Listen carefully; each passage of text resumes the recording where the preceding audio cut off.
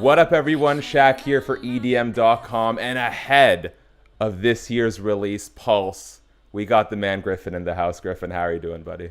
I'm doing well. How are you? I'm doing well. Thanks for making this happen. I do want to talk a little bit about Pulse. I know there's a lot of anticipation for this album, and one thing that has become sort of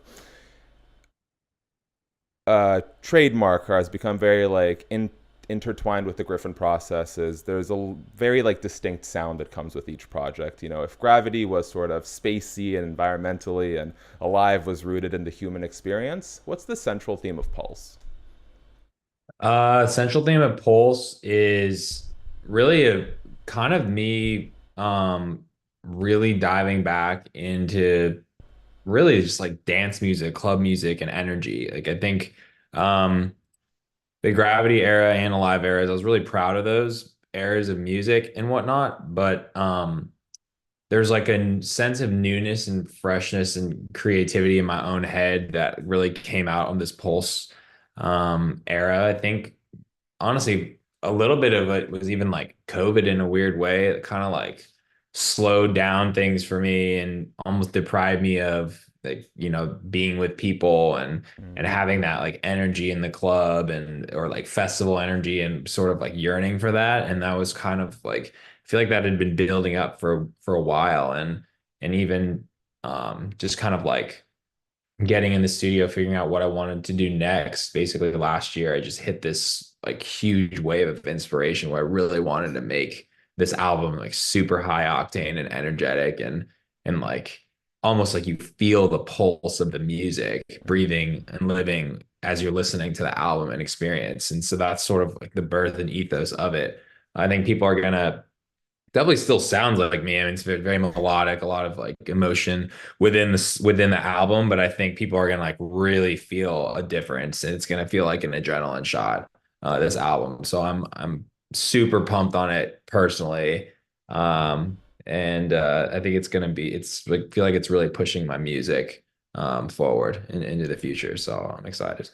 You know, when I have friends or colleagues, sort of, especially some older heads, like wonder or question me on why I'm into electronic music, I think the sort of impasse or confusion is that for myself and for a lot of electronic music fans, the real love for the genre didn't start by listening to a song or a record or an album. It started by going to an event and experiencing that Mhm. live atmosphere that you discussed. For Right. those who aren't in the know yet, who are missing out, what is it about the spirit of music that makes it so special to you? Yeah, I mean, I think it is that there's just nothing like the energy that you get in a dance, like being at a show, like being at a festival, at a club, just feeling like the music pulsing, the production that's going on around you, the people that are there, like the energy and the love that's in the crowd. It's just, I just don't think there's any genre of music that has the same energy and love like in the room as dance music, and that's really like why I fell in love with it. I started going to like the EDCs, and even like Together as One was something that was going on in LA when I was down there. And um it's just like ultra music festival and whatnot. So like the all those that live experience, seeing all these DJs making this exciting music and like playing it on these huge Mm-hmm. PAs, and the crowd's all in unison, just like jumping together, dancing together. Like it like there's nothing like it, and that's what made me fall in love with it. And even this music that I'm working on now, it kind of like made me not fall in love with music again, dance music again, because I never lost the love for it, but it kind of like brought me back to that like Mm-hmm. earlier spirit of me, like going to raves and falling in love with it. And when I've been making this album, I've just been like thinking and like recalling back on my experiences um as like a fan and a raver, not just as like the guy that's, behind the decks now, and trying to like find that spirit and love again. And that's why I think it's been so fun for me, honestly, making this album, because I'm like remembering and like recalling all my experiences, um, and what made me fall in love with it. What is maybe the funniest or most memorable interaction or experience you have that you've like kind of been reminded of as a fan attending raves? Um, Funniest, I don't know. I mean, one of the more memorable ones was I was at Hard. It was the Hard Haunted one, and I remember like Dead Mouse came out and like had his first helmet with like the X's, and he Mm-hmm. like killed himself on stage or something like that, and he like took off the helmet, and I remember just being like I was so into the culture and falling in love with it back then, and like it was just like the shock value of it all. Like I remember the first time I was there, even when his like helmet lit up for the first time, Mm-hmm. because he used to just have like the regular helmet before it went LED and stuff like that, and that was a cool experience. And I mean, just like seeing Avicii for the first time, um, yeah, it's just a lot of like good experience, good memories, Totally. thinking back on that kind of stuff, and it's what really hooked me on the genre and the love for dance music. You mentioned how working on this project has been a real like creative boon for you. On the flip side, how do you sometimes work through the creative dips when you're having a bit of trouble putting together something? Because I'm sure it's something that every creative can relate to.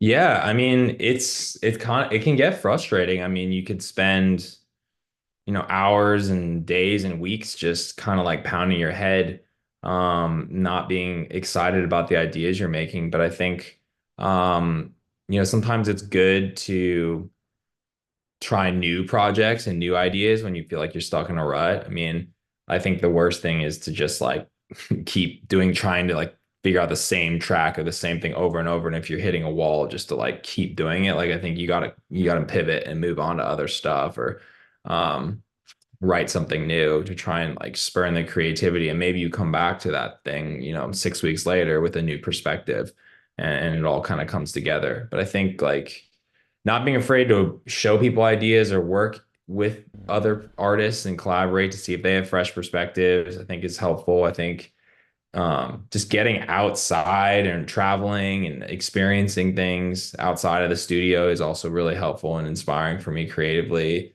Sometimes I like listen to other genres of music too for inspiration. Like you don't have to listen to dance music to find inspiration for a dance song.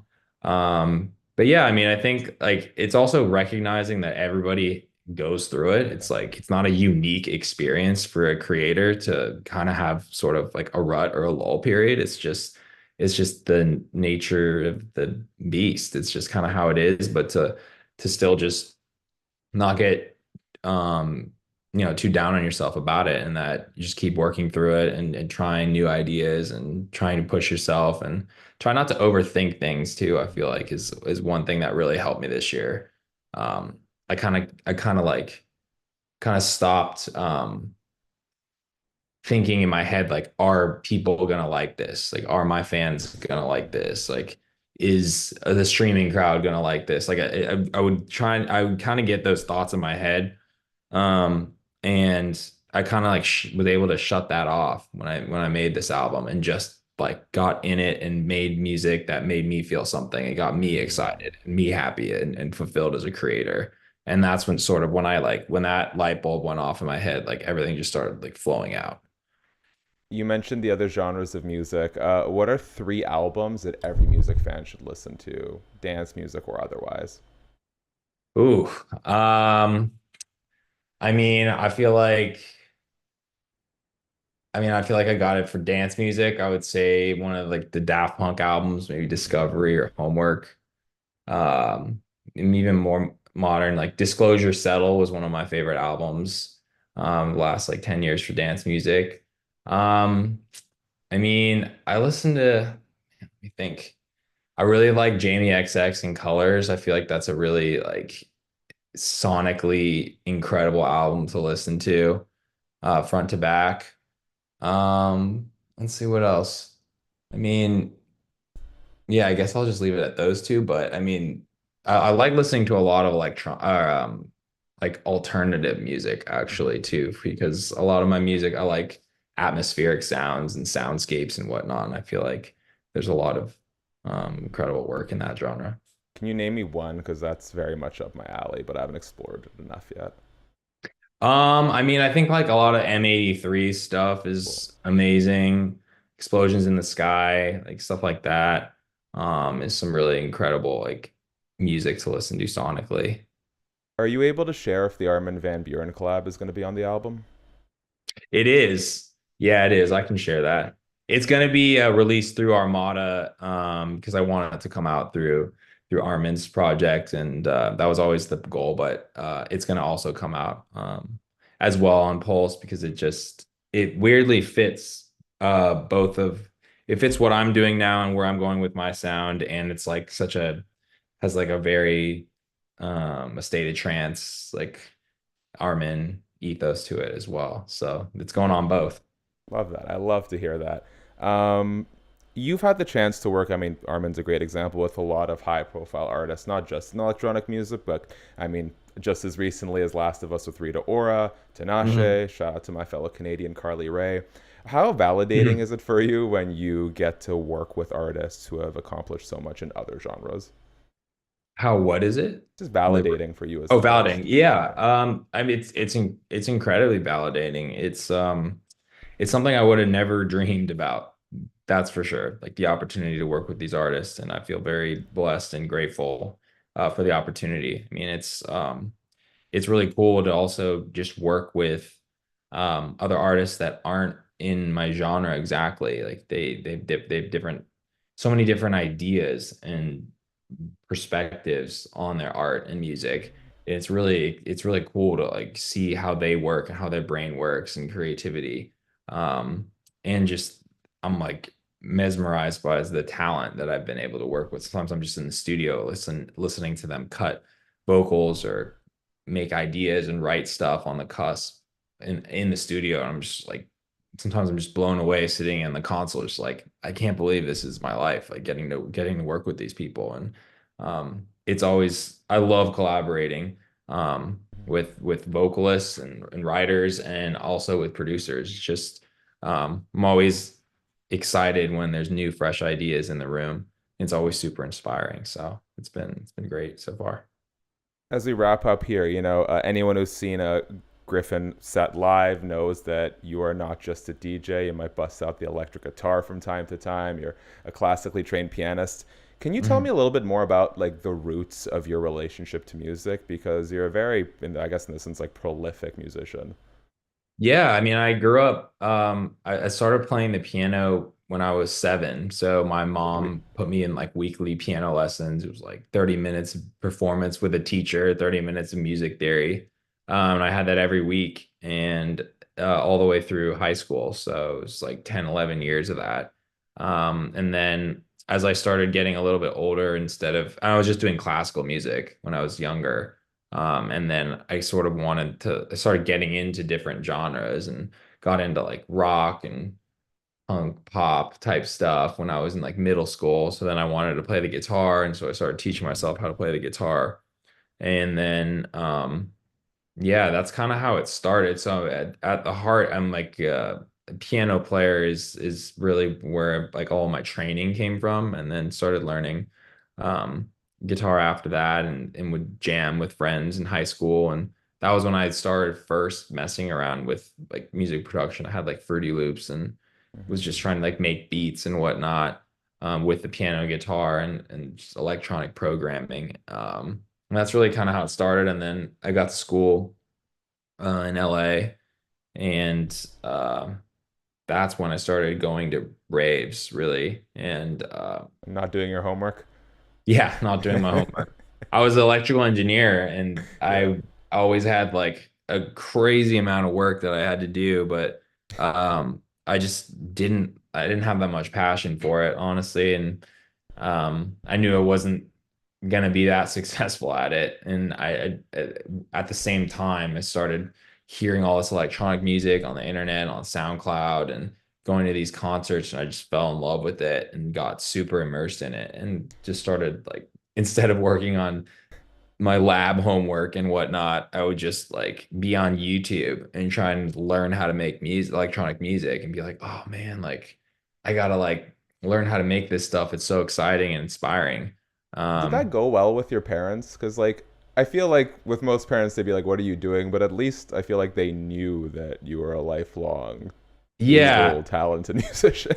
yeah. I mean, I think like I mean, the timing was. I was fortunate that it all worked out, and that like as I was finishing school, I like Started taking there off. was already traction happening, and I had like an agent that wanted to represent me, and I was like, I'm actually going to be able to afford rent Mm. like this year, like and put food on the table.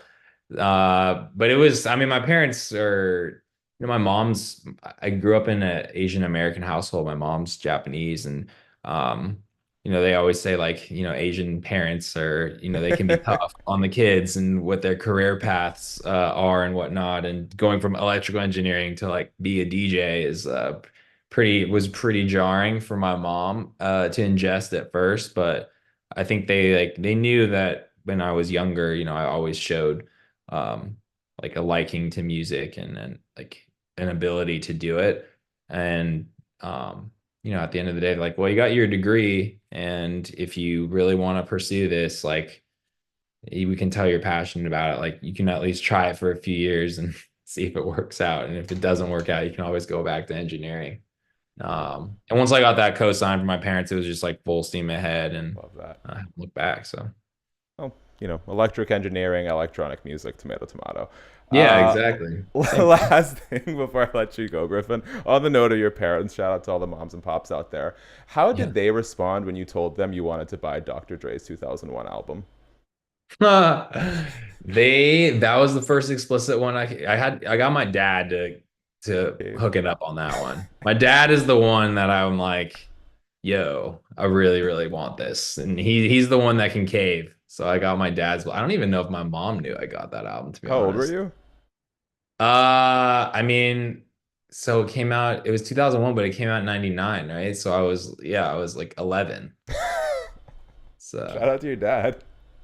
yeah, shout out to my dad. I'm pretty sure he got it at Sam Goody, which is like a defunct music retailer now. But shout out to the Pops. That was a very explicit record too, actually. There's some Grow you up explicit quick. stuff in it. Yeah. What's that? It'll mature you very quickly, though. Yeah, exactly. That it did. Hey, Griffin, man, this has been such a blast. I want to leave you with the last words. I'll do my part very quick.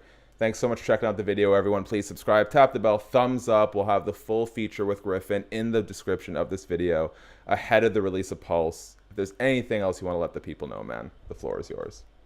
Yeah, no, I just appreciate all the love and support in my career thus far. It's been an incredible ride and journey, and I'm just so excited for this new era. I hope everybody enjoys Pulse. I put a lot blood, sweat, and tears into this album, and it's honestly the most excited I've been about my music and project in years. So really hope everybody enjoys it for what it is and has a blast listening to it.